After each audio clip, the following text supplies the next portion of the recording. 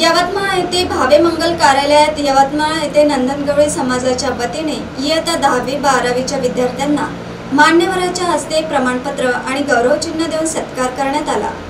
सत्काराप्रसंगी अध्यक्षस्थानी महाराष्ट्र गवळी समाजाचे माननीय अध्यक्ष बाबासाहेब गळाटे, प्रमुख पाहुणे म्हणून गोपाळराव अवथळे, गुरुवर्य प्रदीपदादा पंजाबी कपाटे, मनीषजी बोपटे, संजय आरवट, मोरेश्वर गळाट, वसंतराव काळे, कैलास अवथळे, गाडेकर मनोज गळाट, देवरावजी चेके, तुकारामजी चेके, विनोद कालोकार, अमोल घसाड, पवन पाने, विकास घाटोळे, प्रथमेश घाटोळे, अमोल चावरे, चेतन अवथळे, तिलक चेक, श्याम काकडे, संतोष झांबरे, नंद गवळी समाजातील ज्येष्ठ शिक्षक श्रीकांत काळे, यादव घोडे, यवतमाळ जिल्हा ग्रामीण पत्रकार संघटनेचे जिल्हा अध्यक्ष ओमकारजी चेके, सुधाकर डोळे, मोहन चावरे, अनिल चावरे, लीलांधर चावरे, भास्कर साठे, रमेशराव झांबरे आदी व्यासपीठावर उपस्थित होते। या सत्काराप्रसंगी श्रीकांत काळे, यादवजी घोडे, संजयजी काळे, प्रीतम चावरे, अनिल चावरे यांनी आपल्या विचारातून विद्यार्थ्यांना मार्गदर्शन केले।